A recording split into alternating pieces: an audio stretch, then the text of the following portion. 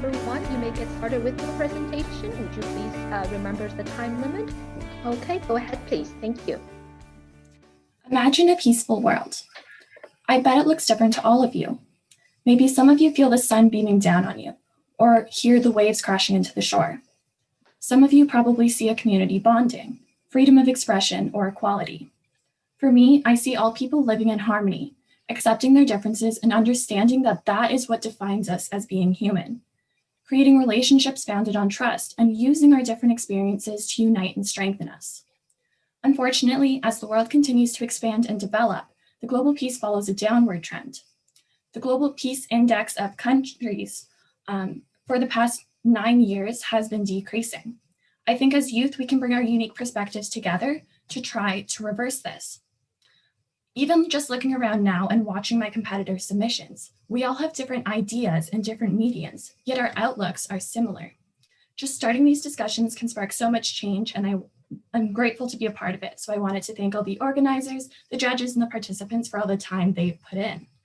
My name is AMY ZADO. I'm a 16-year-old student from Mississauga, and I joined this challenge to use the knowledge I have for good. I feel like I've already grown through discussions I've had and through research I've done, and I've learned about what a lot of businesses have already done to create a more united world. Businesses connect creators with consumers, and they have this unique ability to cross nations, cultures, and disciplines. And their actions and messages leave long-lasting impacts on society, so they have the power to create a more peaceful world, especially if they find a more balanced approach between being good global citizens and financial gain. In short, I think if businesses and strong business leaders change their thoughts from how will I benefit to how can we benefit, they will see that they have the power to emphasize injustices in society and rally public support to change it. If you think about it, change always starts with internal reflection. And since businesses are made up of individuals, that's where it needs to start. Trying to move past biases and judgment, even if it's just one person, can be the spark that starts the flame. Internally, I believe implementing further staff training on interpersonal skills while hiring diverse staff will foster an inclusive and supportive environment within the company, and this will then be projected outwards. It's really important for employees to understand that better relationships will impact them positively, but it'll also help others and their environment. Externally, I believe it's necessary for marketing and sales personnel, being the front line of the company, to use empathy, acceptance, and transparency in all that they do, and this will strengthen relationships. And businesses should also be expanding their markets so that they can provide their service or product where it is more valued and needed. And by showing this commitment to help the local economy, instead of just getting profit, they become more globally connected and respected by being more socially responsible. Conflict will never cease to exist. It can't just disappear. But if everyone acknowledges that it doesn't resolve anything, then we can work together towards a brighter future. Businesses are just a group of individuals with one common vision. Individuals like you. Is that vision really just getting a profit? Or is it to create a more peaceful world for your community and the future generations? From now on, I want you to wake up believing that you can be better, whether it's personally or professionally. I want you to know that you can make a difference and inspire others to do the same. Thank you.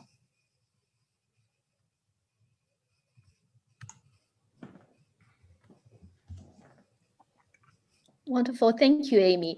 May I now ask Professor Blue Tejo to ask her question, okay? Thank you, Amy. That was a very inspiring presentation. I enjoyed reading your text also. I just wanted to ask, you gave the example of Bill Gates and Microsoft, which I think many of us know. Do you have any other examples of companies that you feel are really exemplary in terms of the kind of qualities that you've spoken about? Yeah, so Microsoft is definitely one of the bigger ones. But I was talking to my mom, she works at Sun Life, and she said that Sun Life has done a lot of mental health stuff and a lot of stuff to sort of make their employees feel better and have a more supportive environment. And they are also a very big global company.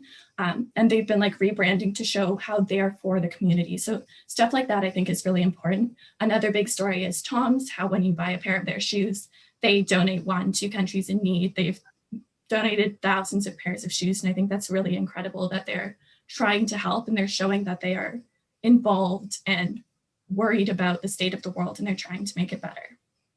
Thank you. Those are great examples. I think someone else now is going to ask you another question. Yes, if I may add, Professor, I want to give you the second question. Okay, Amy, you're doing great.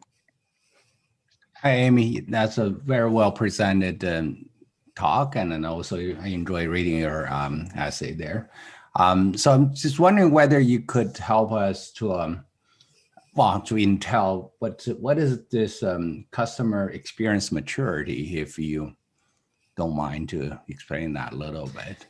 Yeah, so a lot of businesses, especially in capitalistic environments, are very profit oriented. So they're looking at, oh, how can I build stuff off-site and then ship it in to reduce my costs? But a lot of the time that's not necessarily ethical. And also they tend to focus more on this profit than they do on the customer. And the only way that businesses really get money is by having customers, by having consumers. And so it's really important for them to cater to their customers and give their customers the experience that will make them want to come back and make them feel valued and needed. And that's really important just to create good relationships and supportive environments in general, but it also profits the company. So I think it just needs to be more focused on. And there's a lot of stats that show how being more customer oriented and service oriented improves profits and retains customers for longer. So I think that will not only help the world, but businesses. So that should be more implemented. Okay. Thanks, Amy. Yeah. Thank you. So Thank you, Professor Wang, and thank you, Professor Heiho, for your questions. And thank you, Amy. You did a wonderful job.